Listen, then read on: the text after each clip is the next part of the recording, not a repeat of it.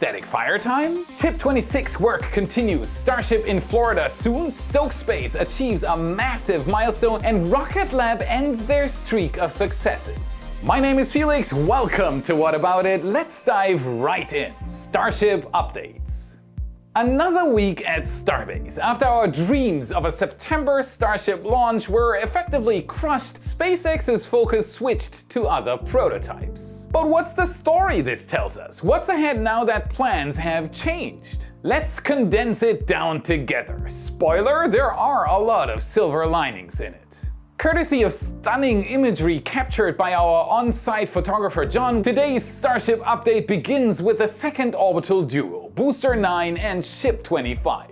We can see that the rocket remains in two parts and is unlikely to see any major action in the following days. Further fueling delays, we've received additional confirmation that the deluge system has caught the regulatory eyes of both the FAA and the Fish and Wildlife Services. This significant alteration to the pad's infrastructure requires an updated biological assessment, which was submitted in August. What's the holdup then? The ball is now in the court of Fish and Wildlife to issue their final biological opinion. But here's a catch, the review period could span up to 135 days. This pushes the deadline for a final opinion into a window between December 14th and January 13th, 2024. Can it be further delayed? Unfortunately, yes, the FAA and Wildlife can adjust that date if needed. Does that mean a Starship launch this year is off the table? Not necessarily. While the deadline exists, the review could conclude sooner, perhaps aligning with the FAA's target of readiness in late October. It's a waiting game, indeed, but it is crucial to note that this is a one-time thing.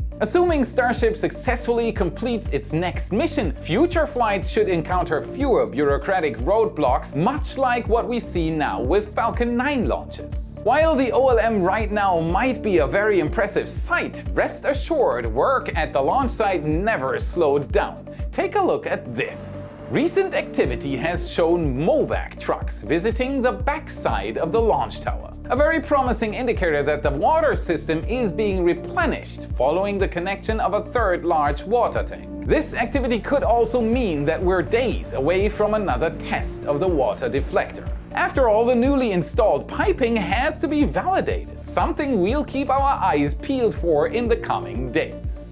Thanks to our fresh aerial pictures, we've observed that the region surrounding the deluge water system has been finally covered with concrete. These flyovers aren't exclusive, by the way. Book your own flight at redlineheli.com for as low as $129.99 per person next time you're at Starbase. Tell them Felix sent you, and with a little luck, you'll even be flying with John. We saw that workers even painted some parking lines so all the equipment has its own space. Excellent view. Though I wouldn't recommend parking your car there during a launch. Move your gaze to the right and you'll notice something special. Ship 26 comfortably stationed at suborbital pad B in anticipation of some static fire action. From what we gather, most of the internal tank work appears to be finished as the access hatches were sealed off. You know what that means, right? We may soon hear the roar of 6 Raptor engines, but what exactly is Ship 26? What's its story?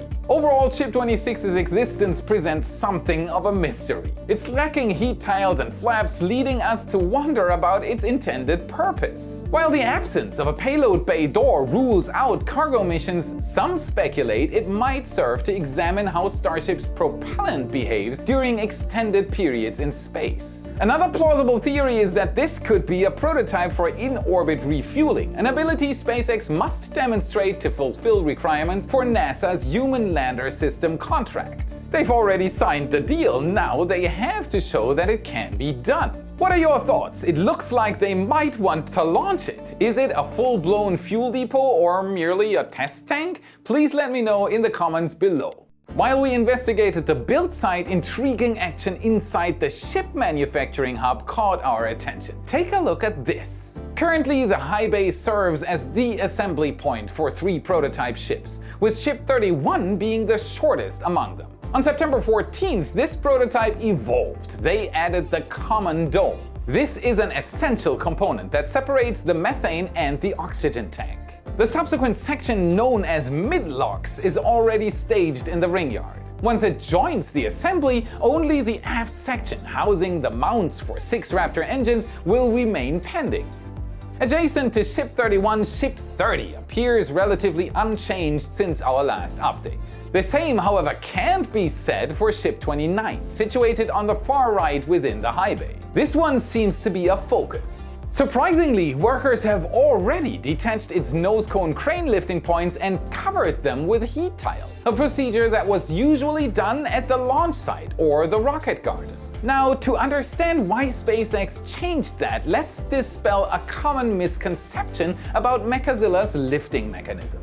Contrary to popular belief, the prototypes aren't hoisted by their forward flaps. Close-up shots reveal that a specialized port can be found beneath them, where Mechazilla inserts a pin for lifting. For a long time now, if a ship needed to be hoisted onto a test pad, a special tool known as a squid was attached to its nose cone, and then the whole thing was lifted by a crane. This process, though functional, is somewhat cumbersome, as these lifting points eventually need to be covered with heat tiles. A heat shield should not have to be modified once installed, and it should have as few special tiles as possible to make it less prone to problems. To streamline this operation, SpaceX has been fine-tuning a specialized lifting jig designed to lift the prototype using the ports beneath the flaps. We've already seen it in use, but the original design came with one massive disadvantage. It cracked the heat tiles on the flaps every time it was used. While this device eliminated one step in the process, it inadvertently added a new one, more tile replacement.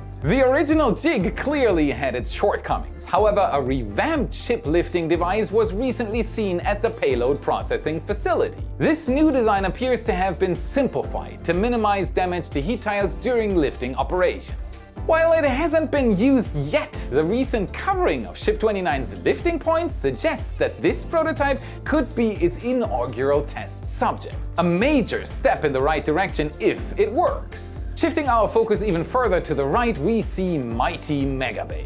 Booster 10 has returned home following a quick succession of tests at Massey's test site. It originally departed there on September 11th. Then, in a record-breaking 8 days, this prototype underwent 3 cryogenic tests. One focusing solely on the methane tank, another one on the LOX tank, and finally a comprehensive test involving both. With this series of tests completed successfully, Booster 10 is back in the Megabay, presumably for engine installation, this time for real. Now let's get to a request from you guys. I've seen this comment pop up a lot. I get it, interesting topic. So what's going on at the Roberts Road facility?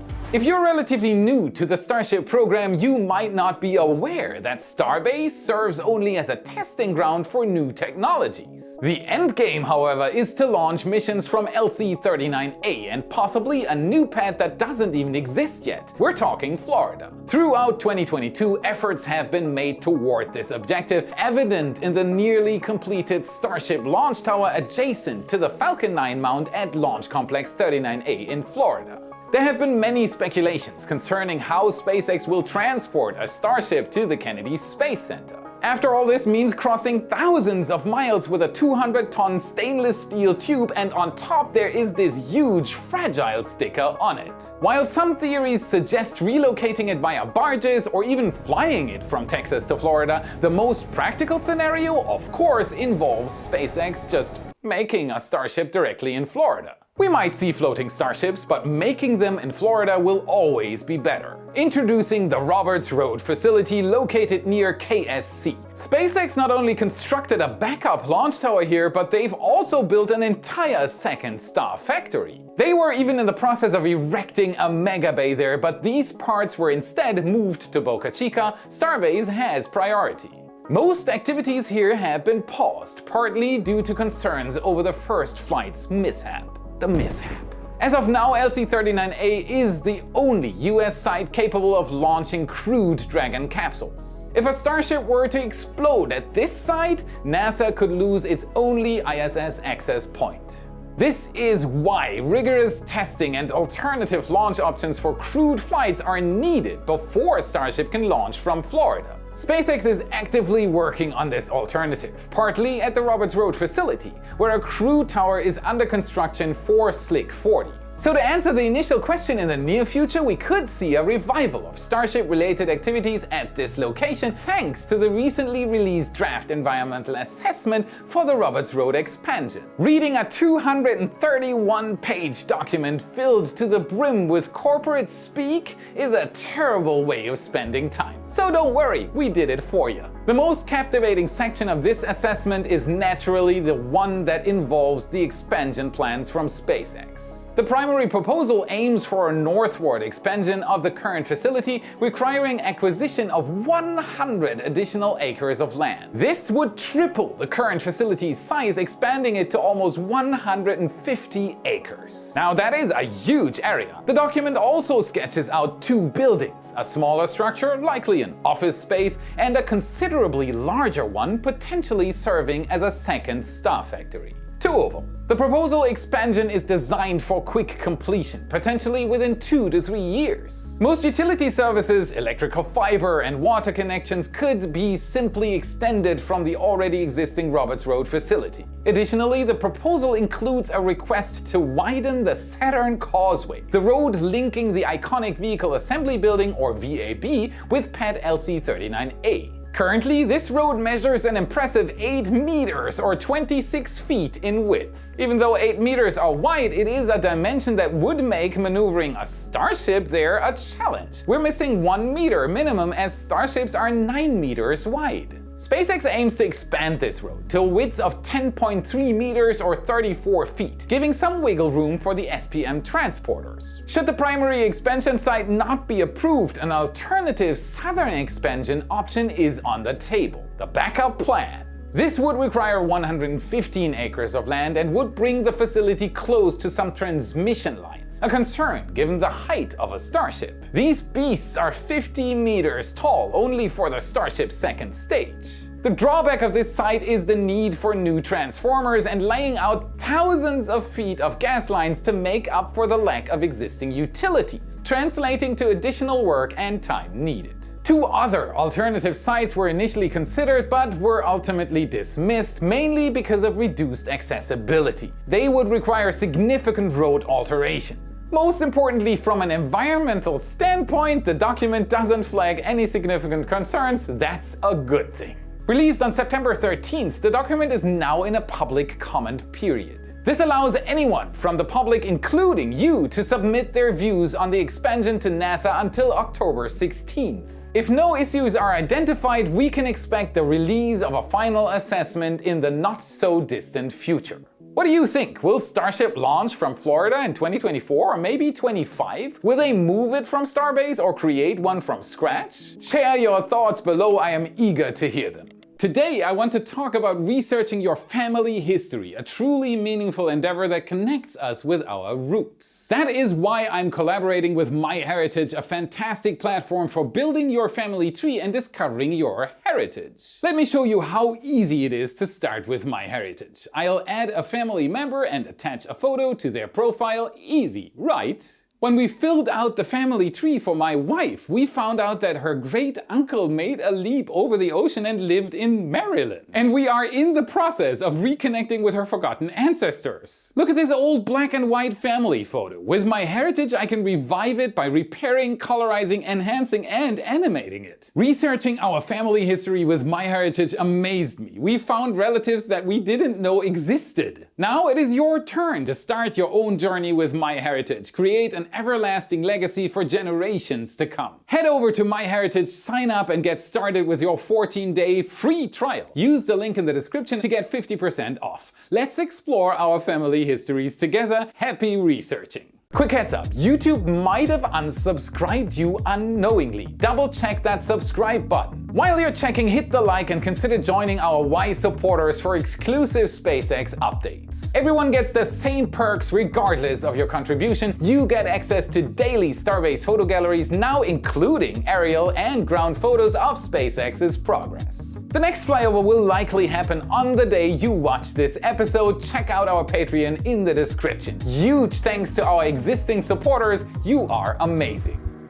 Now it is time to divert our attention from SpaceX to Stoke Space and their intriguing second stage test vehicle, Hopper. Does that sound familiar? The engineering philosophy behind this program is strikingly familiar and aligns well with the development stages of SpaceX's Starship, which is a good thing. It all started with the heart of Stoke's Hopper, a unique single-engine design with 15 thrust chambers mounted on one ring, engineered to use the aerospike effect. Before that ring was even attached to any vehicle, it completed over 20 static fires in multiple different configurations. This preliminary testing set the stage for the first serious prototype, Hopper SN1. Crafted from stainless steel just like a Starship, SN1 had high hopes but not high hops yet. It was set to undergo a static fire test and even a brief hop. However, plans derailed slightly after the second wet dress rehearsal, a simulation involving liquid hydrogen and oxygen fill-ups mimicking launch conditions. We don't know what exactly happened, but the SN1 prototype had to be retired before it could make it to its maiden flight.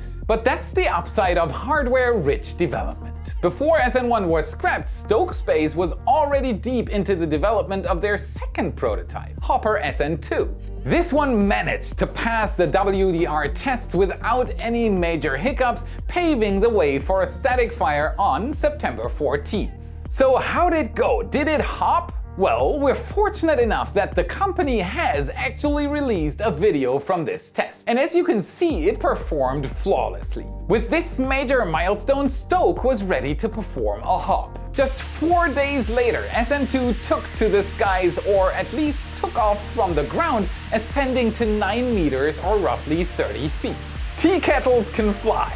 A 15-second airborne endeavor showcased the effectiveness of its altitude control system, engine, and even the actively cooled heat shield. With this hop, SN2's journey comes to a triumphant close, as Stoke can now fully turn its attention to developing a completely reusable first stage. After all, the upper stage has to get into space somehow. A hop is not an orbital flight. This first stage will feature Falcon 9 inspired landing hardware and uses 7 methane-powered engines. It will be able to perform a return to launch site maneuver or land downrange, which hints at a potential drone ship. Hats off to Stoke Space for reaching this phenomenal achievement. I am absolutely stoked to see what comes next in their journey to reusability.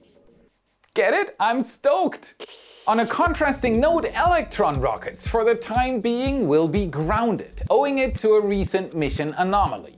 In an unexpected turn of events, Rocket Lab's rocket failed during what was to be its 20th consecutive successful mission.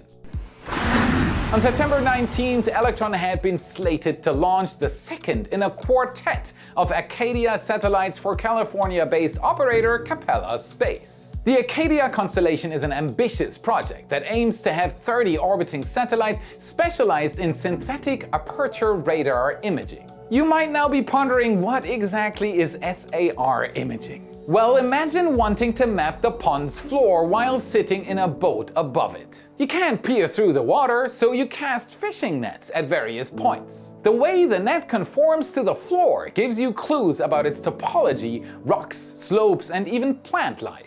Multiply these net throws and you eventually form a detailed map of the pond's bottom. A SAR satellite does something very similar, firing out microwave pulses and collecting the returning signals. Stitch these data points together and voila! You have a detailed map of a place on Earth. This imaging technique has the edge over just taking a photo from orbit in that it's functional day and night. It also doesn't care about atmospheric conditions, clouds, smoke from raging fires, you name it, it can see through it. Yet it's not without drawbacks. As of now, SAR can't offer real-time imaging due to the time it takes to gather and interpret the data. These pictures can also sometimes be hard to read.